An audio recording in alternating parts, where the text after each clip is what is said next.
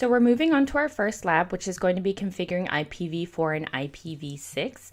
Here on the left, I actually have the lab open, and on the right, I have the lessons within the school. So it's actually just the one lesson. So we're going to go over this particular PDF right here. One thing I do want to let you know about is the Quizlet command guide. I have put all the commands that we're going to use into, and a description, into this one study set. I'm going to go ahead and append to the study set as we go on. So all of the commands are going to be at this one resource. So it's going to be the command guide, okay? So we'll just leave that there. You do need Packet Tracer installed. If you have not installed it, please go back to module 1 and follow the instructions there. I already downloaded the file, which is open here on the left, and I actually prefer to work from the PDF. So I'm going to download that and so we can get a better look at it. Okay, so here we have both the PDF and the Packet Tracer open. We'll quickly read through the instructions. Objectives, part 1, configure IPv4 addressing and verify connectivity, and then part 2, configure IPv6 addressing and verify connectivity. So that is what we're going to do today. Just a little bit of background. Routers R1 and R2 each have 2 LANs. Your task is to configure the appropriate addressing on each device and verify connectivity between the LANs. Note, the user exec password is Cisco and the privileged exec password is class. So part 1 is to configure the IPv4 section.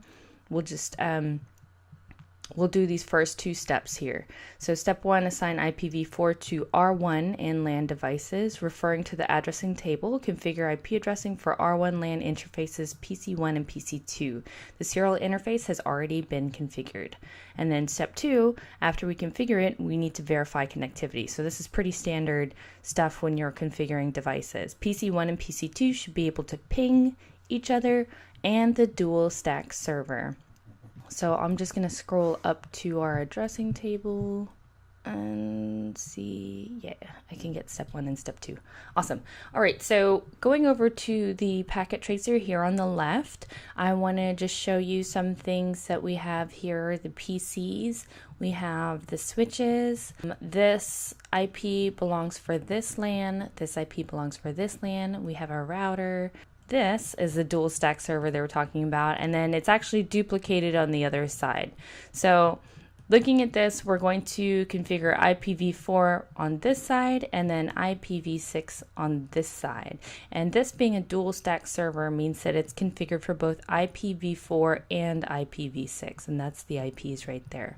So another thing I want to show you about Packet Tracer is when you open it up, there's 2 windows, and you'll notice that this window is very similar to the PDF. Sometimes the information is different that's in the window versus what's on the PDF. If that's the case, go with what's in the window because that's what the Packet Tracer will be designed closest to. So it has the same instructions, so on and so forth. So one of the really important things I want to show you is it shows you the time elapsed and then also check results. This tells you basically if you've completed everything or not. So if you're having difficulty completing this activity, please revisit the following resources. And it's telling you that the topics for this lesson is to configure router interfaces. It's not just configuring router interfaces though, we're also configuring PCs. You can see here when you click assessment items, which is the middle tab, that there are all these criteria for you to meet, and they are all X'd out because we haven't met them. When we do, we should see little pretty green tick marks all the way down. So let's get started. All right, so we are going to do part 1. So assign IPv4 addresses to the R1 and LAN devices. So I'm going to click on R1. And you should be familiar with the navigation here after taking the tutorial. We're going to go to the CLI, the command line interface, and I'm just going to click in the window and hit enter a few times. Whoops. And so right now we are trying to access the user exec mode, and we were told that the password is Cisco. And you can see by the greater than sign that we are currently in the user exec mode. So we can, we usually just skip past that and get to the privilege exec mode where we can run some commands and manage the device. So to get there, we have to type enable and then the password for the user exec mode, which we saw here. The privileged exec mode, which is class. So I'll go back over here and just make sure. Perfect. And you can see that we are now in the privileged exec mode because of the hashtag symbol followed after the host name. To get into a configuration mode, to configure anything on the device, we need to type configure terminal and then go into the interface. I just want to point out that when you're in configuration mode, you'll see config in parentheses after the host name and between the hashtag. And so now we want to configure a specific interface. So we are going to do interface. We'll do the first line right here, G00, and it doesn't have to be uppercase. And this is going to show us that it's in the interface configuration mode. See, it's parentheses config -if for interface. And now we're going to actually punch in the address. If I can spell address right. Just make sure you do not have typos, because then it will not get configured. So I put in the IP address. If we look at the first line, I've got the IP address, and I also want to follow it with the subnet mask. So IP address space subnet mask and hit enter. We also want to open the interface, which is the command no shut. Okay, and there's a quick log that says interface gigabit Ethernet 00 change state to up. Perfect. So hit enter. I want to show you some ways to back out of a command mode or a specific mode. So if you do exit, you will go layer by layer, right?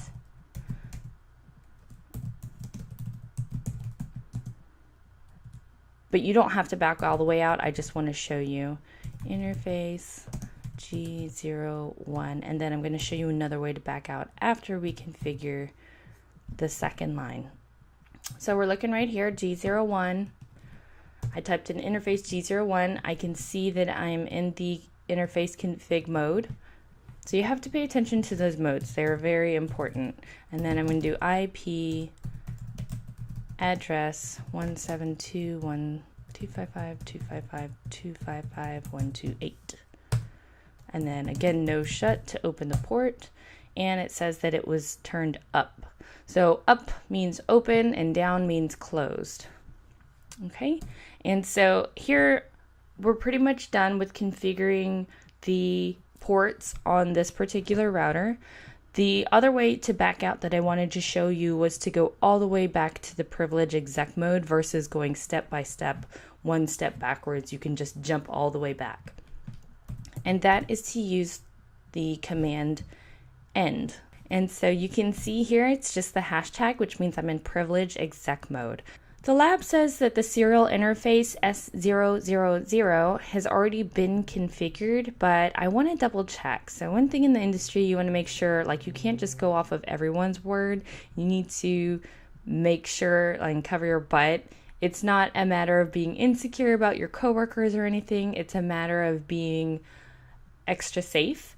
Because if something breaks and you happen to have said, oh, well, so-and-so told me so, that makes you look bad in two ways. One, that you didn't bother to check, and then so it's like kind of a lazy thing. And then two, you're like pointing the finger at somebody else. So to save face, I guess, and just make sure everything is, all the ducks are in a row, just always double check. So my point for that is that you can check the interface configurations by running the show IP interface brief command, and this shows the interfaces and the IPs assigned to them. So you can see here gigabit Ethernet 00, it's got the IP, you can double check the IP, and it's up. Same for gigabit Ethernet 1. And then, yep, they were right. Serial 000. Make sure it's the right IP, and then everything is up. So we are actually good to go here. I want to copy the configurations that I just made to the RAM. So I'm going to do copy, run, start. So when you copy or write configurations to the running configs, that's in the RAM, and if the device gets rebooted, then all of that, it's volatile, so it all gets removed. So there's running configurations and startup configurations, and I'm going to go over those at a later date. Okay, so I did copy, run, start, I hit enter, and it built the configurations and told me it's okay. So we are good for R1. So now I'm going to go to PC1, which is the next line. And I'm going to go to desktop,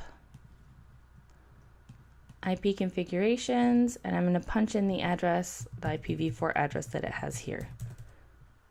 10.255.255.255.128, and then the gateway is 172.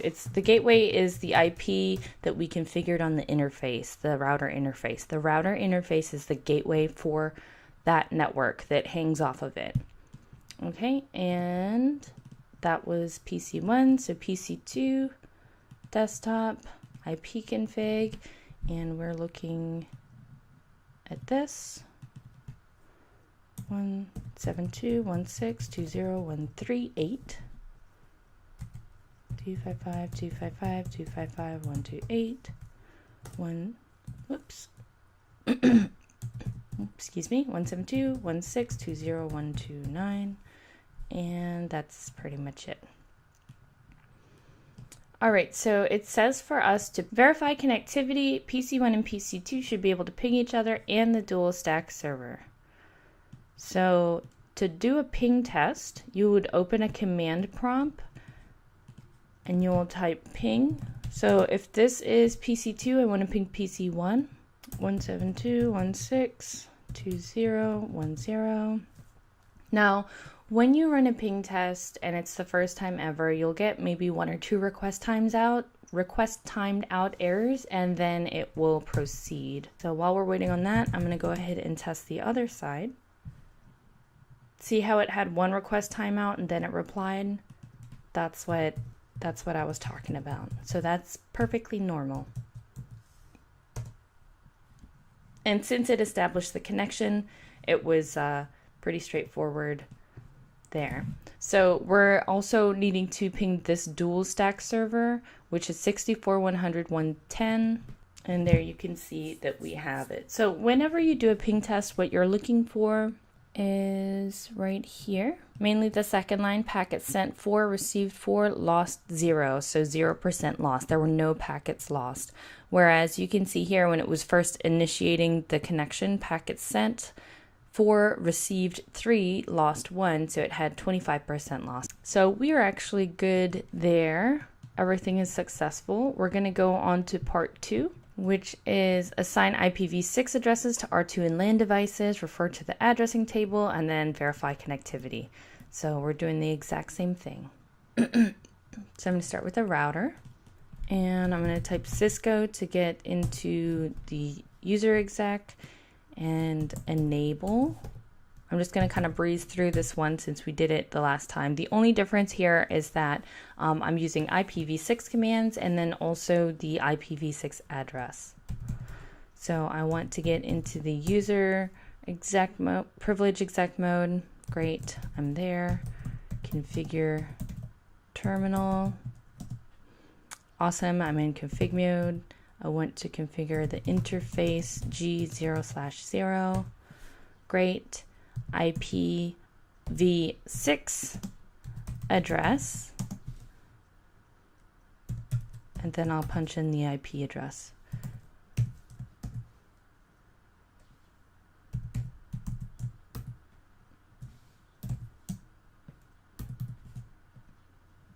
And then you just follow it with a /64. Same thing, no shut. I can see that it's turned up.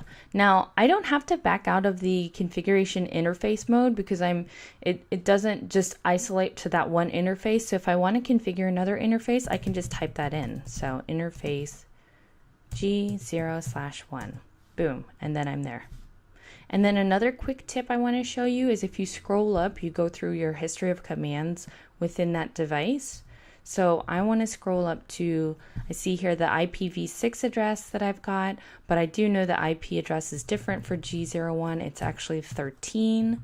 So that's great. And then I'm going to just scroll up to no shut because I'm lazy to type 6 characters. Okay, and then that one is done. We're going to back out to privilege exec mode, and I am going to check the IPv6. So the only difference is show IPv6 interface brief. And there you can see the IPv6 configurations, and serial 001 has been configured as well. So you can see that even though I didn't actually configure it, they have a link local address or a gateway address of FE80 ::2. So this looks great. I'm going to save it, copy, run, start.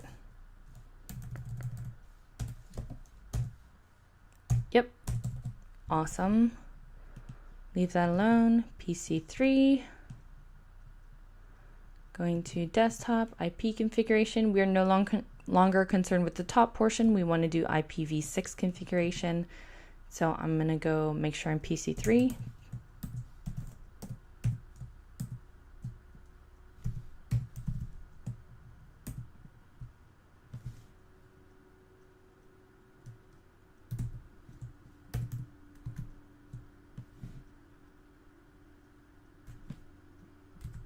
And then 64 goes into this box in the far right. It doesn't follow straight after. Okay. 2001, everything looks great. Oops, I did forget something over there. I'll jump back over there in a minute. 2001, DB8, C0DE. I can tell that's a 0 because it's skinnier than a standard letter O. So you'll become familiar with characters if you're not already. And here's what I forgot to do in the other one. I forgot to put the default gateway, which I had mentioned earlier was FE80::2.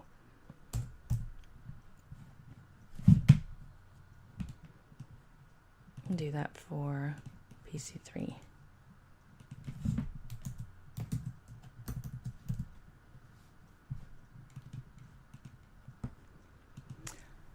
Okay, so we have actually performed all of the configuration in this addressing table. The next task is to verify connectivity. PC3 and 4 should be able to ping each other and the dual stack server. All right, so ping, and you can actually just ping the IPv6 address. In some operating systems, you have to use a special syntax or a special code like -v6 for maybe version 6, something along those lines. But in Packet Tracer, we are okay. And I'm going to just show you how lazy I am and copy this. Hit enter. Hit enter. So we are great on pinging the dual stack server. Now we have to ping each other. So this is PC3. I'm going to ping PC4, DB8, CODE, 13A.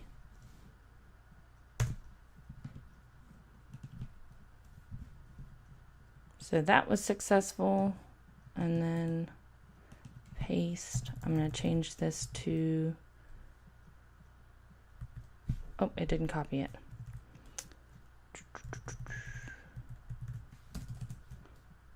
CODE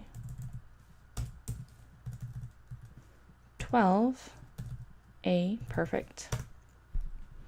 And that's good. So we have configured everything. We've tested everything. Those are pretty much standard tasks that you do. And then we're going to go down here to check results. And it says, congratulations, you successfully completed the Packet Tracer Configure IPv4 and IPv6 interfaces activity. You click on the assessment items, you can see all the tick marks. This is a great way to see if you've missed anything. Score 100 out of 100, that's great. And the time was about 27 minutes. So that gives you an idea of how long it should take you if you just follow it to a T. Okay, so there we have it. That was our first lab. If you have any questions, I'm going to be taking questions in the Facebook group, because if there may be somebody else who has the same burning question as you, if you come across it. And that's pretty much it. I'll catch you guys later. Okay,